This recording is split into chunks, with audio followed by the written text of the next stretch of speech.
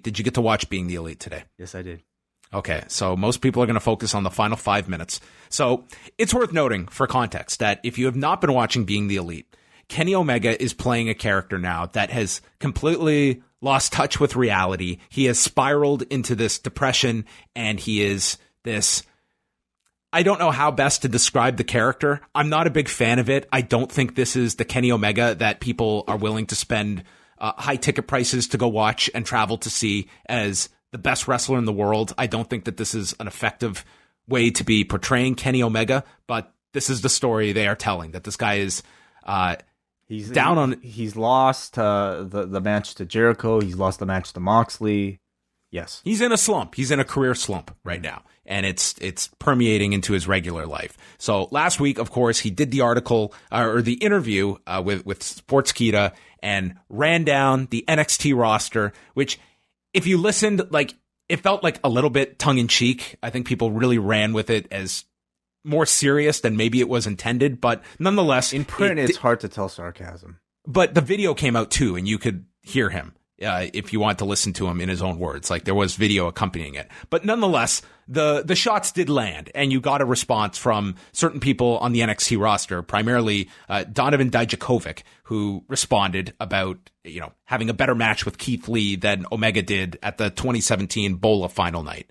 So today, they address it on Being the Elite, where Omega gives this insincere apology, and then we're to believe that the camera has stopped rolling, or at least Kenny thinks it stopped rolling, and he just goes back to burying everybody, calls him Donovan Dickhead, who's trying to score points with Triple H, and just like doubles down on everything.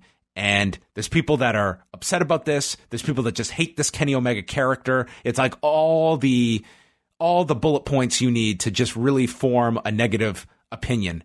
And I'm of two thoughts here. Again, I'm not a big fan of this character. I don't think this is really... It's obviously not building anything. The counter to that is that I think there's a large amount of the fan base that they love this stuff. This is what they want from this NXT AEW war. They don't want high tide raises all boats. They don't want... You can watch both. They want a war. That is literally what it was called, a war between these two. And I think that there's a big crowd that they just want to hear these shots back and forth because it makes it fun for them. So I don't think this is all bad either. Yeah. I mean, my thinking is just like, this is just promotion, right? I think Dijakovic, whether or not he was actually pissed off at the comments, I'm sure his response really was some form of, I think, self-preservation too, to make a name for himself. Now people are talking about him in the same sentence as Kenny Omega, and I would say I think it came out pretty well for him. Now for Dijakovic, I mean, he inserted himself. It's great. I would argue from the Being the Elite side, the Kenny Omega side, you're a week and a half from debuting on TNT, and they spent 5 minutes on their show doing this. Like, I don't know how much this really helps them. But for Dijakovic, I think, yeah, he caught in the midst of this, and people are talking about this, but I don't think there's really a tangible benefit beyond this being a news story for 12 to 24 hours. Sure. I definitely don't disagree with you about, whether or not this is a step down for Kenny. We're like Kenny Omega, who I think a year ago, or at least a couple years ago at this point, we were touting as the greatest wrestler on the planet. Is this something that is becoming of the greatest wrestler on the planet? I mean, that's debatable. I also think this is Being the Elite is also like a playground where I think you get to see the cast really do whatever they want and kind of dive into the weirder parts of their personality. And I don't know if there's a weirder person on that cast than Kenny Omega.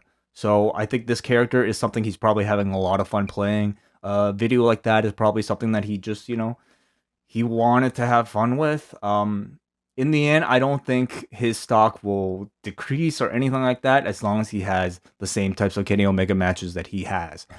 That's all that matters in the end. And this back and forth, listen, it's what we all, I think, ultimately kind of want. Maybe not on such a bickering level, but the conversation between AEW versus WWE, NXT versus AEW, I think everybody on some level finds some enjoyment out of that. So to me, it's just all entertainment, and I think everybody rises.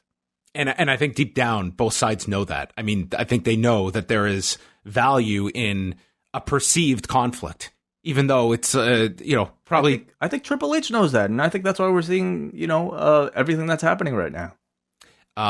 Do you feel, getting back to being the Elite, has there been a decline in the quality of that show, or is it more pronounced because we do have an alternative now with the Road to series that you would never see something like we saw today with Kenny Omega on that series?